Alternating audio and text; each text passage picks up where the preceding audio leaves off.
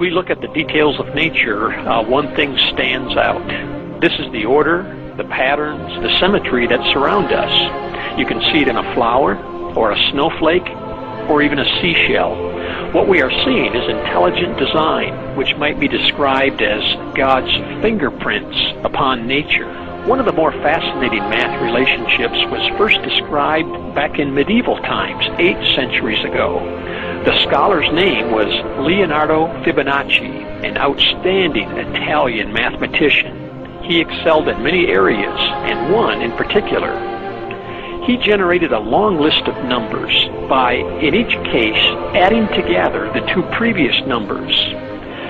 You can begin with a 2 and a 3. You add them together and you get 5. Now add 3 and 5 to get 8. Then add 5 and 8 to get 13. The Fibonacci sequence keeps going like this: 2, 3, 5, 8, 13, 21, 34, 55, 89, 144, and so on.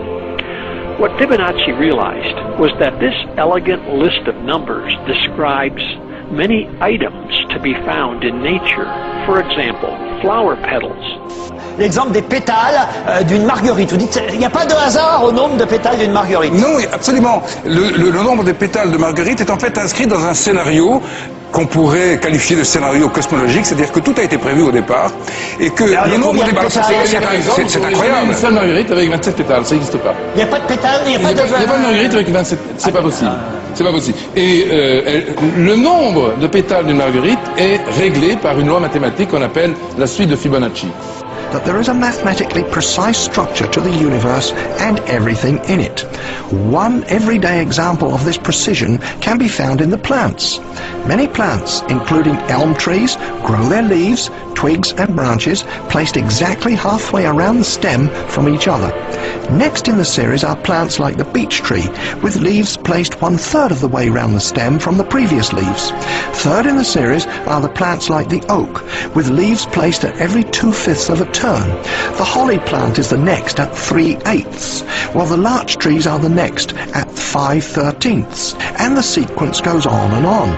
Notice the number sequence of these fractions: 1, 1, 2, 3, 5, 8, 13, and so on.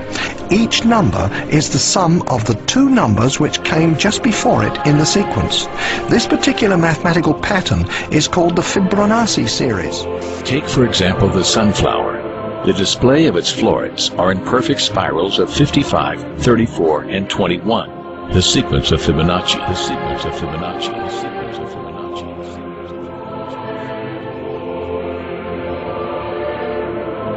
The fruitlets of the pineapple create the same spiral based on the sequence. The pine cone does the same.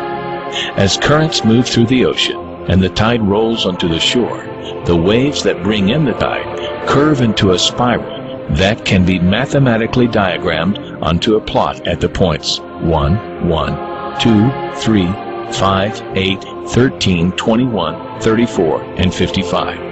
Buds on trees, sand dollars, starfish, petals on flowers are formed with this exact same blueprint.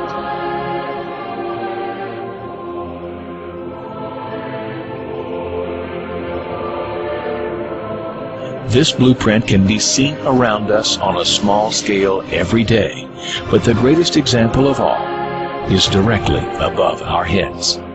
At an average of 100,000 light years across, even the spiral of the galaxies above us are formed with the exact design.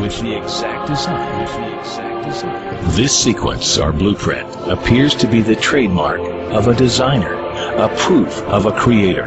Also known as the golden mean, the divine proportion is a mathematical formulation exhibited in everything from the double helix of DNA. The DNA molecule, the code for life, is made up of two intertwining spirals. We find the 0.618 ratio between the helix's width and cycle length. To the form of the human body itself. Do something like measure the distance from the floor to your navel, and then from your navel to your head.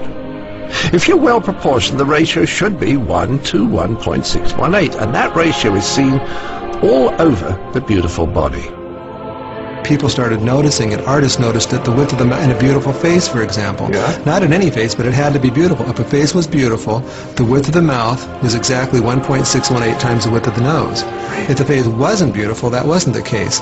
Dentists, in their dental work, noticed that the upper front tooth was 1.618 times as wide as the next tooth over, the lateral incisor. So the central incisor was 1.618 times the width of the lateral incisor, the next tooth over. Wonderful. Give me some more examples. Your fingers, your fingers are each called phalanges, and each bone of the finger is called a phalanx. And the phalanx that's the closest to your knuckle here is 1.618 times the phalanx that's in the middle, and that's 1.618 times the length of the phalanx at the end, which is your fingernail. So that was kind of amazing. This number would come up over and over again.